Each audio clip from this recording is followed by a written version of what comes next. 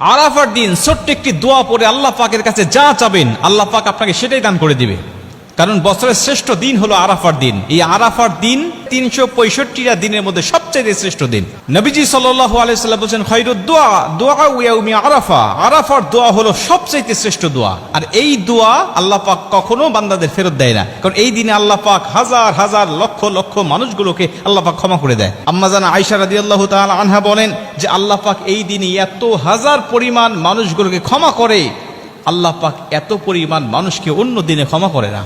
শয়তান চিৎকার করে সেদিন কাঁদতে থাকে, আল্লাহ পাক ফেরেশতাদেরকে ডাক দিয়ে বলতে থাকে, দেখো মানুষেরা আমার আরাফার ময়দানে উপস্থিত হয়ে যাদের মধ্যে ভাষার কোনো মিল নাই, দেশের কোনো মিল নাই, সবাই এক কাপড়ে আবৃত হয়ে লাব্বাইক আল্লাহুম্মা লাব্বাইক বলে বলে সবাই আমার প্রশংসা করছে, আমাকে ডাকছে। আমি আল্লাহ পাক তাদের সবাইকে ক্ষমা করে দিলাম।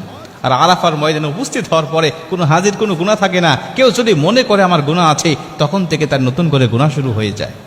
প্রিয় ভাইরা আমার, আপনি ওই দিনে আল্লাহ পাকের কাছে যদি ক্ষমা চাইতে পারেন, ওই দিনে রাসূল সাল্লাল্লাহু আলাইহি ওয়াসাল্লাম একটি দোয়া পাঠ করতেন।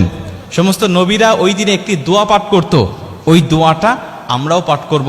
আমাদের যাদের তৌফিক হয়নি, আমরা যারা যাইনি সেখানে, আমরা নিজ নিজ দেশে থেকেও, নিজ নিজ এলাকায় থেকেও আমরা যদি দোয়াটা পাঠ করে আল্লাহ পাকের কাছে ক্ষমা চাইতে পারি, আল্লাহ পাকের কাছে কিছু চাইতে পারি, আল্লাহ পাক আমাদের খালি হাত ফেরত দিবে না, আল্লাহ পাক আমাদের দোয়াটাও কবুল করে নেবেন। নবী সাল্লাল্লাহু আলাইহি ওয়াসাল্লাম সেই দোয়াটা পাঠ করতেন, লা ইলাহা ইল্লাল্লাহু ওয়াহদাহু লা শারীকা লাহু লাহুল মুলক ওয়া লাহুল হামদ ওয়া হুয়া আলা কুল্লি শাইইন কাদির। লা ইলাহা ইল্লাল্লাহু ওয়াহদাহু লা শারীকা লাহু লাহুল মুলক ওয়া লাহুল হামদ ওয়া হুয়া আলা কুল্লি শাইইন কাদির। নবীজি সাল্লাল্লাহু আলাইহি ওয়াসাল্লাম আরাফার দিনে এই দোয়াটা বেশি বেশি পাঠ করতেন। নবীজি বলছেন, আমার আগে সমস্ত নবীরাও এই দোয়াটা বেশি বেশি পাঠ করতেন এই আরাফার দিনে।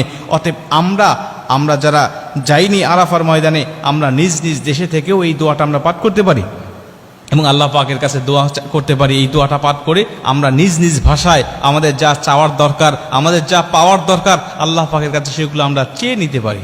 আরাফার দিনে যেহেতু রোজা রাখার একটা ফজিলত আছে, আমি যদি সারাদিন রোজা রাখা অবস্থায় এই দোয়াটা পাঠ করে আল্লাহ পাকের কাছে চাইতে পারি, বিশেষ করে দোয়াটা পাঠ করে আমি 2 রাকাত নামাজ পড়লাম, নফল নামাজ পড়ে আল্লাহ পাকের কাছে আমি সেজদায় পড়ে কাঁদতে লাগলাম, রব্বানা আতিনা ফিদ দুনিয়া হাসানাতাও ওয়া ফিল আখিরাতি হাসানাতাও ওয়া কিনা আযাবান নার।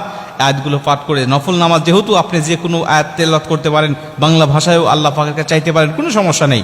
আপনি এই আয়াতটা তেলাওয়াত করে দোয়াটা পাঠ করে আপনি আল্লাহ পাকের কাছে কাঁদেন, আল্লাহ পাকের কাছে চান, কি চাওয়া আপনার, কি পাওয়া আপনার, কি ব্যথা আপনার, আল্লাহ পাকের কাছে বলতে থাকেন। আমার আল্লাহ আপনাকে নিরাশ করবে না।